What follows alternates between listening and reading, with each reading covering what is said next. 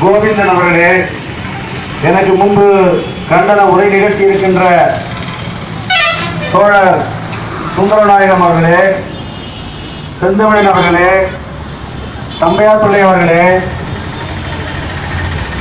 மதியழகன் அவர்களே, கருணாகரன் அவர்களே, கருணாநிதி அவர்களே,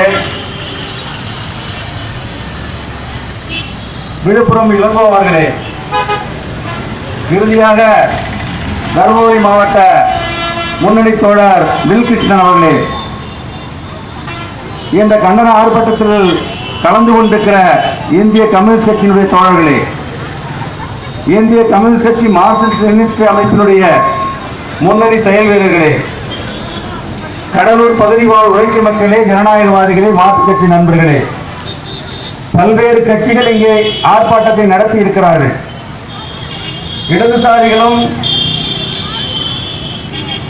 தலித் அமைப்புகளும்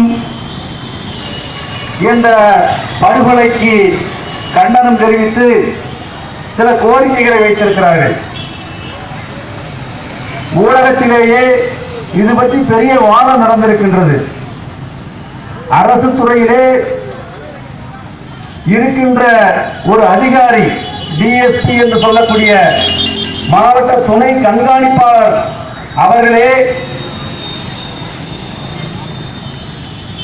ஒரு வழக்கு சார்பாக விசாரணை அதிகாரியாக இருக்கின்ற காரணத்தால் அவர் தற்கொலை செய்து கொள்வது காதல் காரணங்களுக்காக அல்ல, அவரே காதல் பிரச்சனைக்காக தற்கொலை செய்து கொண்டிருப்பாரோ என்று இப்போது அமைக்கப்பட்டிருக்கிற சிபிசிஐ அதிகாரி குழு அந்த கோணத்திலே விசாரணை நடத்தி கொண்டிருக்கிறார்கள். ஒரு காதலை செய்ததற்காக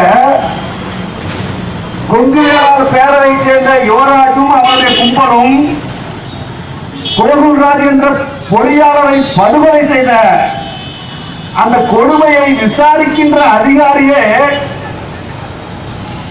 காதல் காரணமாக தற்கொலை செய்து கொண்டார் என்று விசாரணையை முடிப்பதற்கு தயாரித்துக் கொண்டிருக்கிறார்கள் அதிகாரிகள். ஏன்னா அம்மாவிட்டேருந்து அப்படிதான் உத்தரவு வந்திருக்கிறது.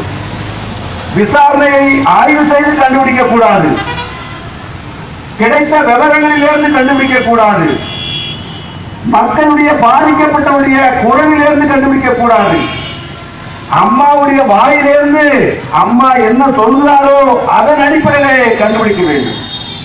கண்டுபிடித்த பிறகு அதுக்கு தீர்வு காண்பது அல்ல இந்த ஆட்சியின் வேலை.